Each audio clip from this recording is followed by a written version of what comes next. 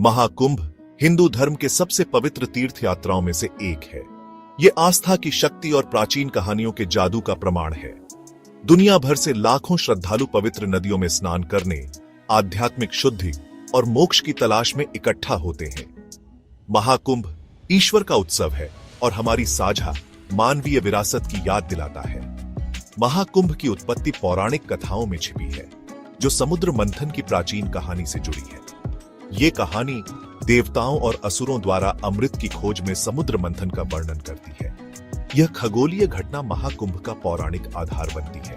यह अच्छाई और बुराई के बीच अनंत संघर्ष और धर्म की अंतिम विजय का प्रतीक है। महाकुंभ केवल एक धार्मिक सभा नहीं है, यह ब्रह्मांड का एक छोटा सा रूप है। यह स्वर्ग और पृथ्वी के मिलन का प्रतिनिधित्व करता है, जहां माना जाता है कि दिव्य ऊर्जा सबसे शक्तिशाली होती है। हर 12 साल में 4 पवित्र स्थानों हरिद्वार, प्रयागराज, उज्जैन और नासिक पर त्योहार का आयोजन इसके रहस्य को और बढ़ा देता है। हिंदू ब्रह्मांड विज्ञान में प्रत्येक स्थान का एक अनूठा महत्व है, जो महाकुंभ की आध्यात्मिक आभा को और बढ़ाता है। समुद्र मंथन की कहानी हिंदू पौराणिक कथाओं की आधारशिला है। यह लालच, महत्वाकांक्षा और विरोधी ताकतों के बीच अनंत संघर्ष की एक मनोरम कहानी है। देवता और असुर सदियों पुरानी प्रतिद्वंद्विता में फंसे एक महान कार्य पर एक साथ काम करने के लिए सहमत हुए।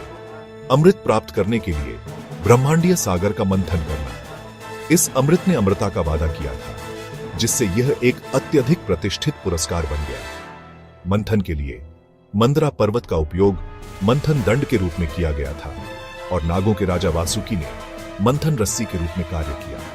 देवताओं और असुरों ने वासुकी के दोनों ओर खींचा, जिससे पर्वत घूमता रहा और समुद्र मंथन हुआ। यह प्रक्रिया खतरे और अराजकता से भरी थी, जिससे ब्रह्मांड को ही नष्ट होने का खतरा था। जैसे जैसे मंथन जारी रहा, समुद्र की गहराई से ढेरों खजाने निकले। इनमें कामधेनु गाय, कल्प वृक्ष और अंत में देवताओं के वैद्य धन्वंतरी अमृत का कलश लिए हुए प्रकट हुए। अमृत के प्रकट होने से देवताओं और असुरों के बीच एक भयंकर युद्ध छिड़ गया। हर कोई इसके अधिकार के लिए होड़ कर रहा था।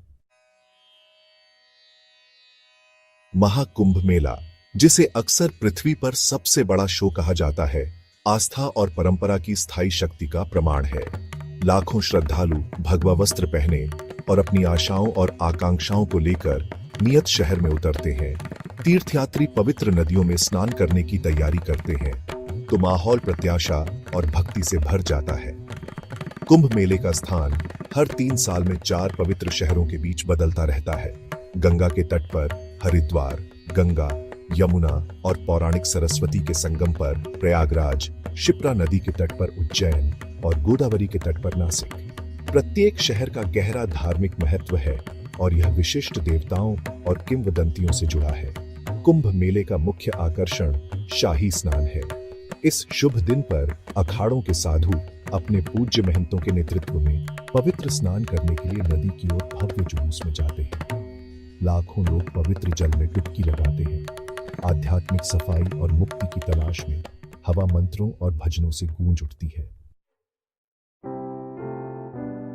महाकुंभ मेला केवल एक धार्मिक सभा नहीं है, यह आस्था, संस्कृति और परंपरा का एक जीवंत ताना बाना है। यह प्राचीन मिथकों की स्थायी शक्ति और लाखों लोगों के विश्वासों और प्रथाओं को आकार देने की उनकी क्षमता का प्रमाण है।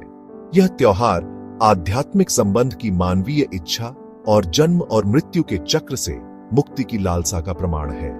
कुंभ मेला जीवन के सभी क्षेत्रों के हिंदुओं के बीच एकता और साझा पहचान की भावना को बढ़ावा देता है। यह सामाजिक बाधाओं को पार करता है, लोगों को आस्था और भक्ति के उत्सव में एक साथ लाता है। यह त्योहार आध्यात्मिक नेताओं को अपनी बुद्धि और शिक्षाओं को साझा करने के लिए एक मंच भी प्रदान करता है, जिससे प्राचीन परंपराओं की निरंतरता सुनिश्चित होती है।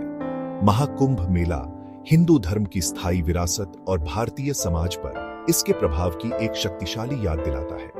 यह आस्था का एक जीवंत उत्सव है, प्राचीन मिथकों की शक्ति का प्रमाण है और मानव आध्यात्मिकता की एक अनूठी अभिव्यक्ति है। यह त्योहार तीर्थयात्रियों और पर्यटकों को समान रूप से आकर्षित करते हुए विस्मय और आश्चर्य को प्रेरित करता रहता है।